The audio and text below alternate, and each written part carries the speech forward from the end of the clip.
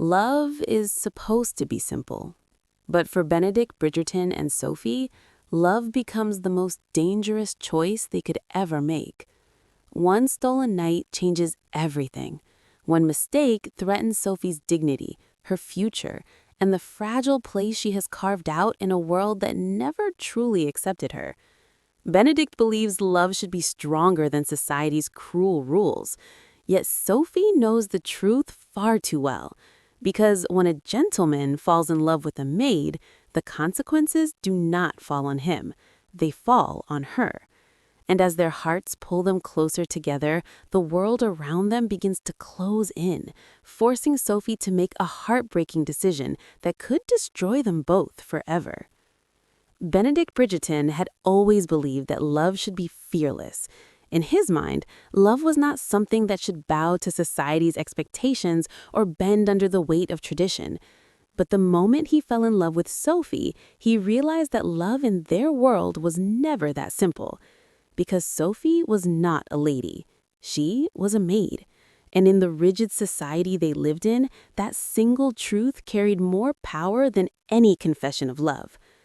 It began on a quiet morning when Benedict finally managed to find Sophie alone. The air between them was tense, thick with the weight of words that had been left unspoken for far too long. Sophie had been avoiding him for days, carefully keeping her distance, pretending that nothing had changed between them. But everything had changed. Benedict had written to her, pouring his heart into a letter he had hoped she would answer. Yet the silence that followed was louder than any rejection. So when he finally stood before her, the first question that escaped his lips was simple, but heavy with emotion. Why had she not answered him? Sophie did not hesitate, because she did not wish to see him. Her words were calm, controlled, almost cold. But beneath that calm voice was a storm of feelings she was trying desperately to hide. Benedict felt the sting immediately. The distance in her voice hurt more than he expected, yet he refused to accept that it meant the end. Because he knew what had happened between them. He knew what they had shared, and he knew that it could not simply be forgotten. Trying to break through the wall she had built around herself, Benedict showed her something he had been preparing. A small cottage, far away from the eyes of society. A place where the rules that separated them would no longer matter. A place that could belong only to them. In Benedict's mind, it was the perfect solution. A quiet life together, hidden from judgment, where they could love each other freely. But the moment Sophie understood what he was suggesting, her expression changed completely. Because to Benedict, the cottage represented freedom. To Sophie, it represented something very different. It meant secrecy. It meant living as a woman who could never stand beside him openly. It meant sacrificing the very thing she had fought her whole life to protect, her dignity. Sophie had spent years surviving in a world that constantly reminded her of her place.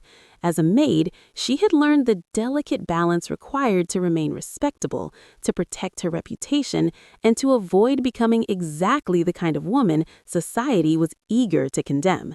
And now, Benedict was asking her to risk everything, not intentionally, not cruelly, but unknowingly. He spoke of love, of a life together, of happiness, far away from society's cruel expectations.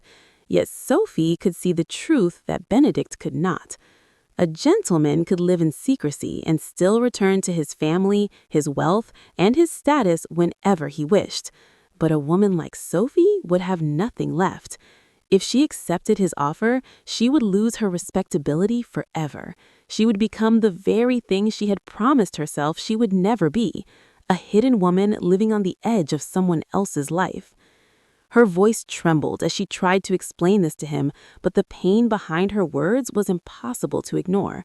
She reminded Benedict of the promise she had once made herself, that she would never fall into the arms of a gentleman, a promise she had already broken.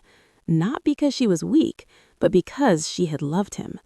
Benedict tried to stop her, insisting that what they had shared was not a mistake, that his feelings were real. He told her the truth he had been holding inside for so long. He loved her. The words hung between them like a fragile thread, beautiful but dangerously thin. For a moment, it seemed as if Sophie might break. For a moment, it seemed as if she might allow herself to believe him. But Sophie had learned something about love long before Benedict ever entered her life. Love alone was not enough.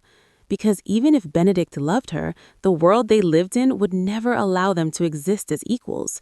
A gentleman could fall in love with a maid, but he could never truly build a life with one.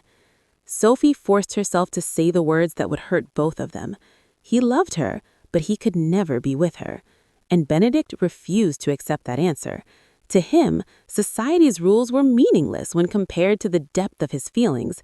He believed that love was something to be proud of, something worth fighting for. But Sophie knew that love, when placed against society's cruelty, often became a weapon instead of a blessing. Every moment Benedict showed her a world she could never belong to only made the pain worse. Every dream he described reminded her that it would never truly be hers. And the worst part of it all was that she loved him too, which made walking away feel like tearing her own heart apart. Yet Sophie knew she had no other choice, because if she stayed, if she allowed herself to believe in Benedict's impossible promises, the heartbreak waiting for her would be far worse. So she did the only thing she believed could save them both. She asked him to leave her alone. But Benedict Bridgerton was never the kind of man who walked away from something he loved. Not this time. Not when his entire heart was standing right in front of him. And as Sophie struggled to hold on to the fragile control she had left, she began to realize something terrifying. The longer Benedict stayed, the harder it became for her to leave. But neither of them could imagine that this painful conversation was only the beginning. Because while they were fighting against their own hearts, fate was already preparing a far more devastating separation. And by the time Benedict understood what Sophie had truly sacrificed for him, she would already be gone. But the question that would haunt him forever was far worse than losing her. Did Sophie leave because she stopped loving him, or because she loved him too much to stay?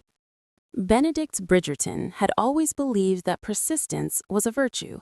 When something mattered, when something felt true, he refused to abandon it simply because the world declared it impossible, and nothing had ever mattered to him more than Sophie. Yet the more he tried to reach her, the further she seemed to slip away. After their painful confrontation, Sophie avoided him with even greater care.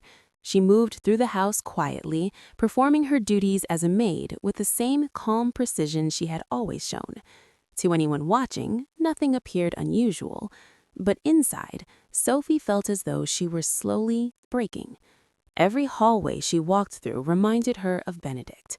Every small moment, hearing his voice in another room, catching a glimpse of him across the garden, sent a painful ache through her chest. Loving him had never been the problem. The problem was what loving him would cost. Benedict, however, refused to accept distance as an answer. In his heart, the solution still seemed clear. If society would not allow them to live openly together, then they would simply create a life beyond society's reach. He imagined a quiet future in the countryside, a small home, peaceful and hidden from judgment. No balls, no gossip, no cruel whispers about a gentleman and the maid he loved. Just the two of them. In his mind, it was a life built on freedom. But Sophie knew that freedom for Benedict would look very different for her. She had spent years learning the truth about power and class. A man like Benedict could step away from society whenever he wished, but society would never truly abandon him. His name, his wealth, and his family would always protect him. Sophie had no such protection. If she stepped outside the narrow path allowed to her, she would lose everything. That fragile respectability she had worked so hard to maintain would disappear overnight.